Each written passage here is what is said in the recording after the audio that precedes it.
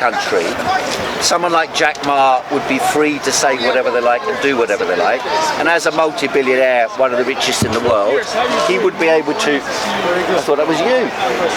Oh, Red Hat. I thought that was you. Red Hat on Red Hat. Yeah, I was going to say it. Was big. What's going on? We're twins. Jesus loves you, man. Oh. Yeah, so the idea is that the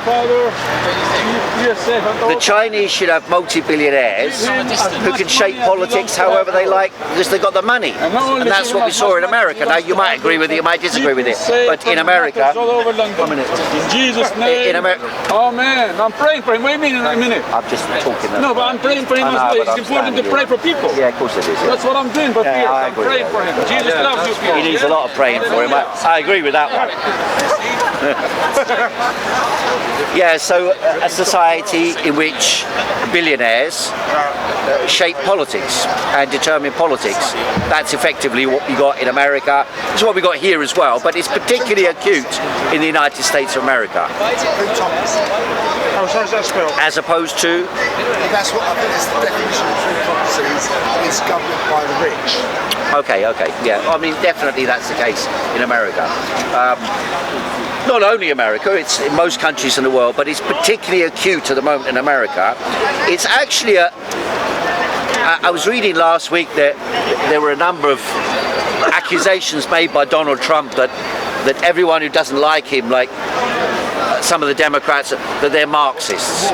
And then I read some of the American liberal press, and they were saying that Donald Trump's a Marxist and that Elon Musk's a Marxist in the way that they're carrying out, if you like, the equivalent of a dictatorship of the proletariat, forcing through things against the legal institutional framework of checks and balances that capitalism normally has in place. And he's just ignoring that and forcing it through by executive order and disrupting the balance of power. So there's some truth in that. It's a dictatorial method of shifting the balance of power, like the early Soviet Union in this respect, of sudden and dramatic change in the balance of power that does not recognise the existing constitutional framework. So in that respect there is some truth to it. In actual fact, the word dictatorship has been misunderstood, because really in the original term it meant that the centralisation of power temporarily in order to shift the fundamental balance of power of something like a plutocracy that has ingrained itself so powerfully that it can't be shifted without a sudden blow against it. Like a war, if you're going to go to war, you don't go through every constitutional nicety, you just suddenly declare war, bang, we're going to do this. If you want to shift the balance of power in society, for example, if you wanted to establish a publicly owned economy or a predominantly publicly owned economy and transfer wealth from the poor, or from the rich to the poor, or better said, from the big corporations to serve the needs of the public, you wouldn't be able to do it through gradual, slow constitutional reform, because all the powers that would mobilise against it and prevent it. And therefore that's why the term dictatorship of the proletariat was used by Marx to represent the idea of a sudden and dramatic shift in power from one social class, which is anchored in all the institutions of the state, the judiciary, the military, the courts, the prison system, the police system, all the main structures of power. That hierarchical apparatus connected to big business doesn't want to move, and therefore you'd have to dramatically shift it out the way. And in fact, funny enough, Boris Johnson did this when he was proroguing Parliament to try and force through the Brexit vote. You know, he did it in the name of democracy, but at the same time it was constitutionally breaking the framework and past traditions and all the rest of it. So in that respect, I don't have a problem per se with the method used by Trump to bring about change. I don't agree with the change he's trying to bring about. That's a different issue. The change he's trying to bring about. There's no public accountability. Well, of course, but so it's wrong.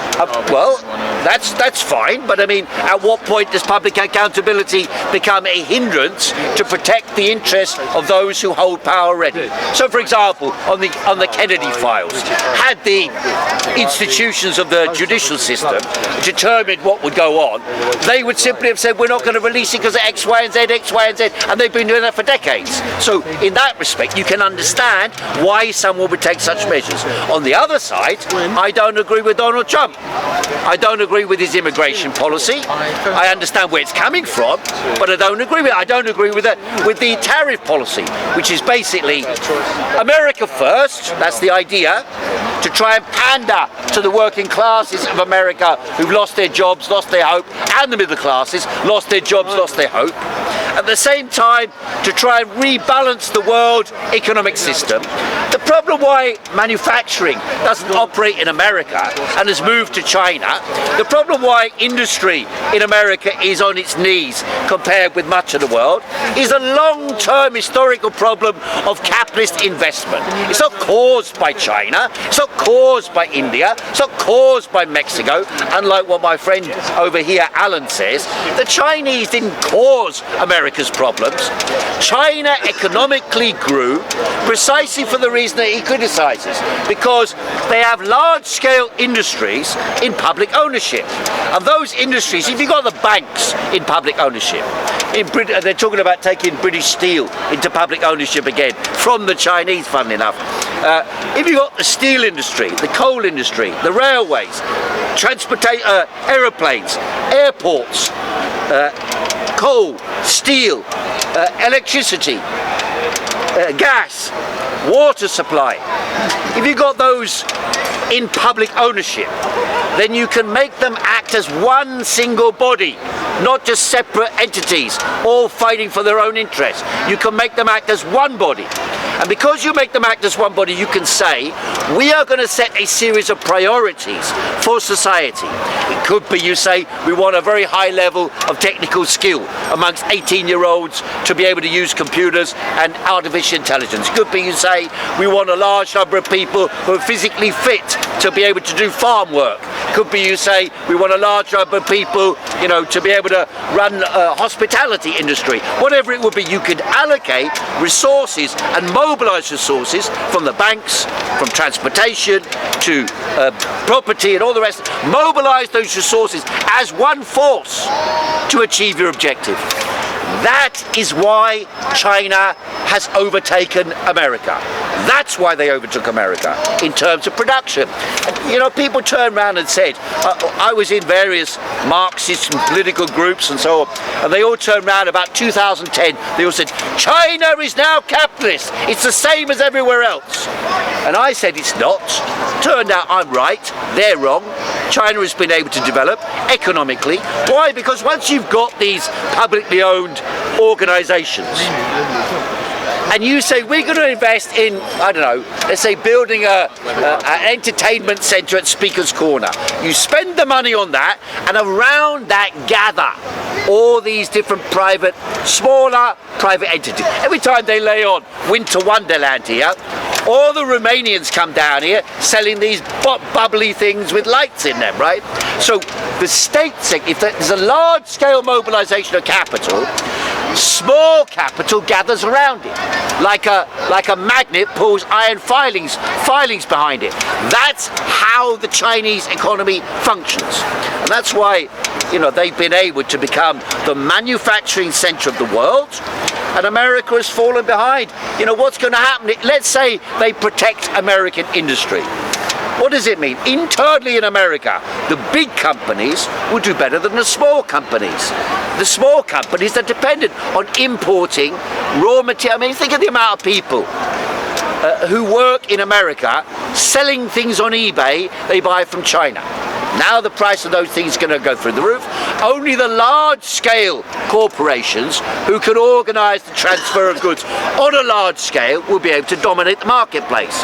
And that's the aim, is to centralise power in America internally behind big corporations that control the society. And you see, the other aspect to it, this is where Piers and me will agree fully, the other aspect to this is that companies like Palantir and the artificial intelligence agencies, they are sweeping up control over the future of knowledge.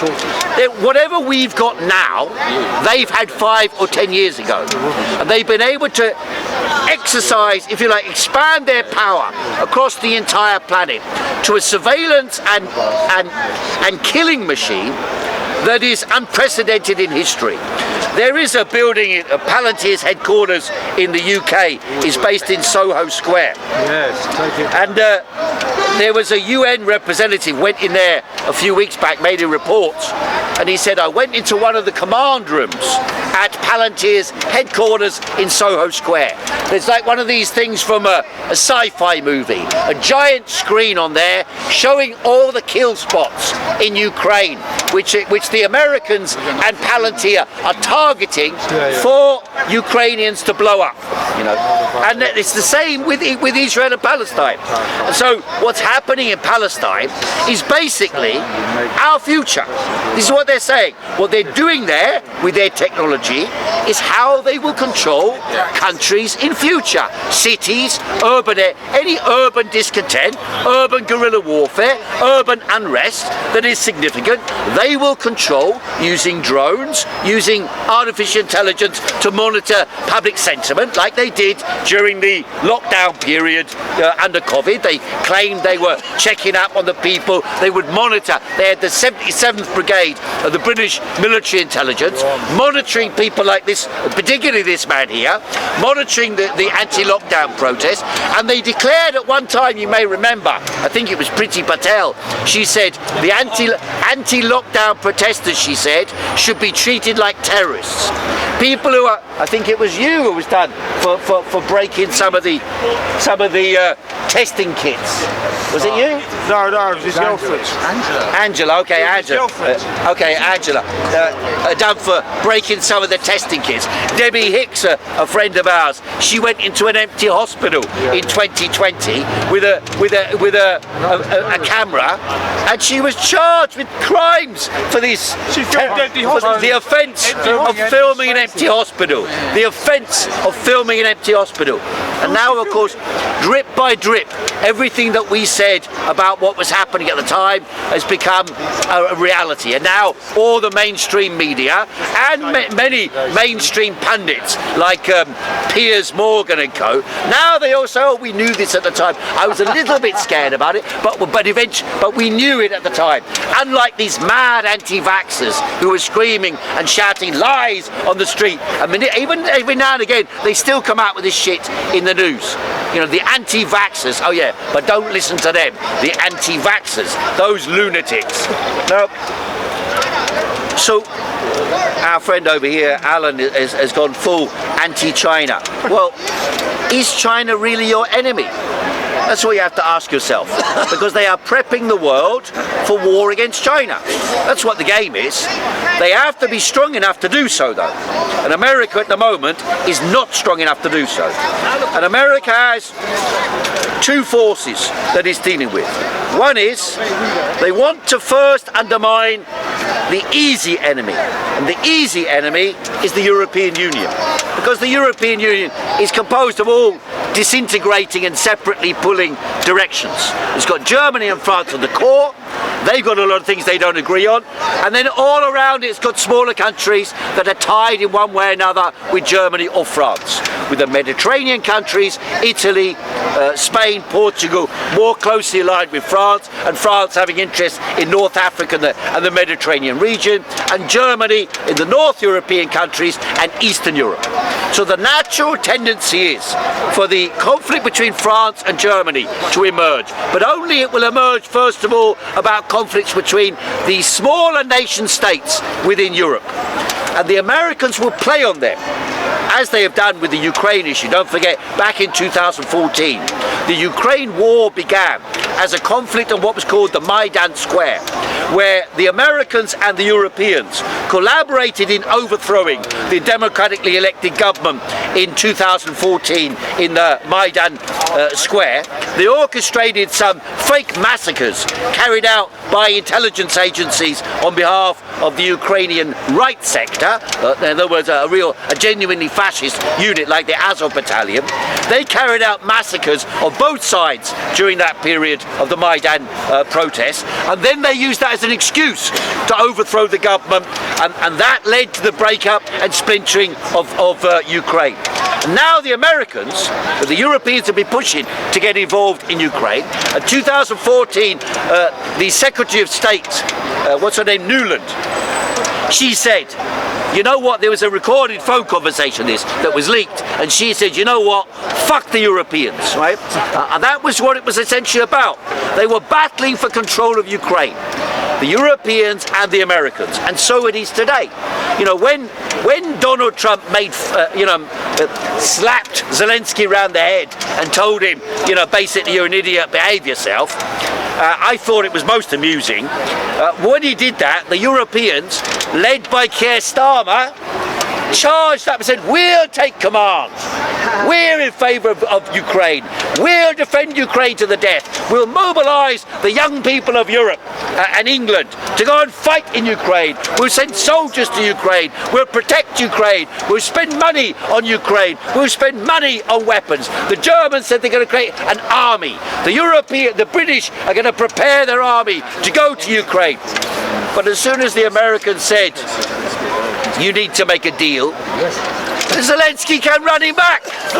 So clearly nothing the Europeans said could convince the Ukrainians that they were going to fight in any meaningful way.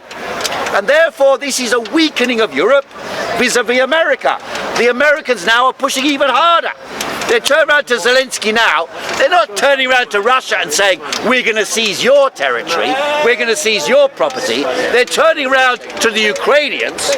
First they said, we want a deal on the rare earth metals. Now they're saying, we want all of the property in Ukraine. So clearly, Zelensky is just a puppet on behalf of the Americans, who they can kick whenever they want. And now he knows the Russians have got no reason for making a deal, because the Russians are clearly winning on the battlefield. They've got no possible reason for trying to make a deal with Zelensky and co. Trump has been, if you like, snubbed by Putin, and of course he doesn't have a go at him because he knows he's going to have to still make a deal with Putin. And Putin can accept or reject American occupation of the resources of Ukraine. His latest move was try and get control of the gas pipeline going through Ukraine over to Europe. So the Americans want to break up Europe in order to strengthen their position in the world. Then I think they'll delay any war with China, but that's what they're preparing for. They're preparing for a cyber war with China. That's effectively what it is. In other words, they will use the latest technologies developed in Ukraine, developed in Gaza, and developed over the next few years, the latest technologies for warfare, economic, military, technological. In other words, if you send viruses into someone else's computer system, you can undermine their economy. You know, we'll look at the Heathrow Airport. They only need one power station out and the whole of Heathrow Airport's closed. I mean, you can't make it up, can you? How farcical they are. What's that? I think it was a game. Well, whether it's a game or not, it's either here or there. The point is they're vulnerable. The vulnerabilities have been exposed by what happened. And every system, every corporate, economic and military system is basically structured around a certain information infrastructure. There is a software model of every single system that operates. That's why, for example, you know, when the bank goes down or the website goes down, you know, you're in big trouble, aren't you? That's why people say, keep cash, you should still circulate money, so people know if the system breaks down, you can still function. But the truth is, most of the world's institutions are controlled by software models that if they break down, then that society, at least temporarily, is driven to a barbaric state. And that's why technological warfare, which will involve both software, destruction of software models, and also the direct military targeting of other people, like the Israelis did yesterday, blowing up. You know, they just said to them, they phoned up the doctors in the hospital. You see this in the news? Phoned up the doctors in the hospital and said, clear out the ICU unit and the emergency department because we're just about to blow you up. You got 20 minutes. And they moved out, and 20 minutes later they blew up the only functioning emergency department in Gaza and the only functioning ICU unit in Gaza. The Americans blew it up, and they've still managed to get away with winning over, at least neutralising, the majority of the population in America and Europe, who seem to be completely